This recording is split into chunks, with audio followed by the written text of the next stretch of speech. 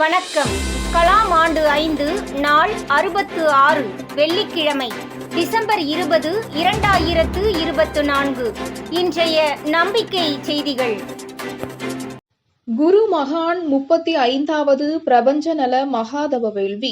திருமூர்த்திமலை உலக சமாதான தூதுவர் குரு மகான் அவர்கள் ஆண்டுதோறும் பிரபஞ்ச நலன் வேண்டி 30 நாட்கள் உணவு தண்ணீர் இன்றி தவம் செய்து வருகிறார். 35வது ஆண்டாக நடைபெறவிருக்கும் இந்த மகா வேள்வி தென்கைலை திருமூர்த்திமலை உலக சமாதான ஆலயத்தில் டிசம்பர் 22 ஞாயிற்றுக்கிழமை காலை 10 மணிக்கு விழா தொடங்கவிருப்பதாக உலக சமாதான ஆலயத்தின் அறங்காவலர் திரு நவிலு சுப்பிரமணியம் தெரிவித்தார்.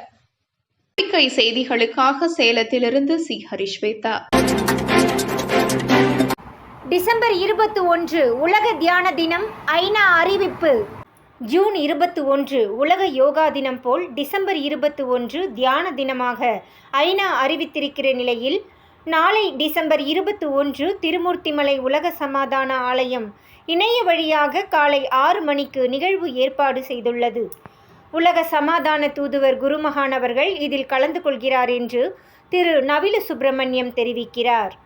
இணைய வழி லிங்க் https:/youtube.com. நம்பிக்கை செய்திகளுக்காக சென்னையிலிருந்து தயாநிதி. கோடங்கிபாளையம் ஊராட்சியில் வரலாற்று சாதனை. 5 ஆண்டு பதவி முடியும் தருவாயிலும் அடுத்த 5 ஆண்டுகளுக்கான திட்டமிடலை மக்கள் பங்களிப்புடன் நிறைவேற்றினார் தலைவர் காவி பழனிசாமி. டிசம்பர் 19 வியாழன் அன்று திருப்பூர் மாவட்டம் கோடங்கிபாளையம் ஊராட்சியின் ஊராட்சி மன்ற தலைவர் அவர்கள் தமது ஊராட்சி மன்ற தலைவர் பதவி ஜனவரி 5 முடிவுறும் தருவாயிலும் சிறப்பு கிராம சபையை கூட்டி அடுத்த 5 ஆண்டுகளுக்கான விரிவான திட்டமிடலை மக்கள் பங்களிப்புடன் நிறைவேற்றி வரலாற்று சாதனை புரிந்துள்ளார் திரு காவி பழனிசாமி. மக்கள் திட்டம் இயக்கம் மூலம் அடுத்தடுத்த ஆண்டுகளுக்கான 5 ஆண்டு திட்டம் இதன் மூலம் தயார் நிலையில் உள்ளது. மக்கள் ஆர்வமுடன் பங்கேற்று விவாதத்துடன் தீர்மானங்கள் நிறைவேற்றப்பட்டன என்பது குறிப்பிடத்தக்கது. இதில் நமது ஊராட்சியில் செயல்படும் அனைத்து இளைஞர் நற்பணி மன்றங்கள், பொதுநல மன்றங்கள், அமைப்புகள், மகளிர் கூட்டமைப்பு, கிராம வறுமை ஒழிப்புச் சங்கம், குடியிருப்போர் நலச்சங்கங்கள், அனைத்து வார்டு உறுப்பினர்கள் மற்றும் 20க்கும் மேற்பட்ட அரசு அலுவலர்கள், பள்ளி தலைமை ஆசிரியர்கள், பள்ளி மேலாண்மை குழு உறுப்பினர்கள் உட்பட 250க்கும் மேற்பட்டோர் கலந்து கொண்டனர்.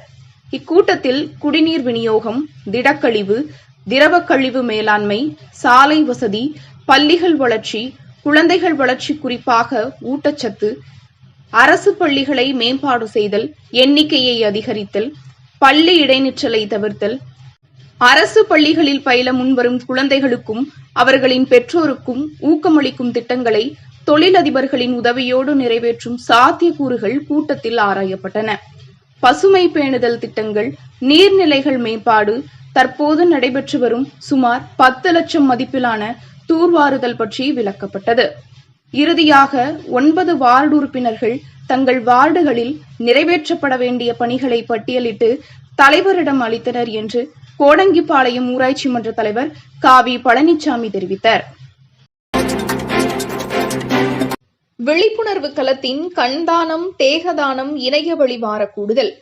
டிசம்பர் 21 சனிக்கிழமை மாலை 4 மணிக்கு கண்தானம் உடல் தானம் செய்ய உறுதி பூண்டவர்களின் இணைய வழி வார கூடுதல் நடைபெறும் என்று அத்துறையின் மாநில பொறுப்பாளர் ஜெயலட்சுமி தெரிவிக்கிறார்.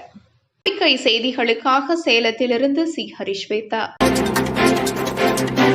செம்மை இல்லத்திற்கான செயல் வடிவம். குப்பை மேலாண்மைக்கான அறிவு தீபத்தை ஏற்றி வைக்கும் அரசு பள்ளி ஆசிரியை தீபலட்சுமி. காணொலி எக்ஸ்னோரா இன்டர்நேஷனல். இப்போ நம்ம சமுதாயம் எதிர்நோக்கி இருக்கும் மிகப்பெரிய சவால் குப்பை மேலாண்மை. குப்பை மேலாண்மை பெரிய அளவில் பெரிய பெரிய நிறுவனங்கள், அரசாங்கம், பொதுமக்கள் எல்லாரும் சேர்ந்து செய்ய வேண்டிய ஒரு மிகப்பெரிய பணி.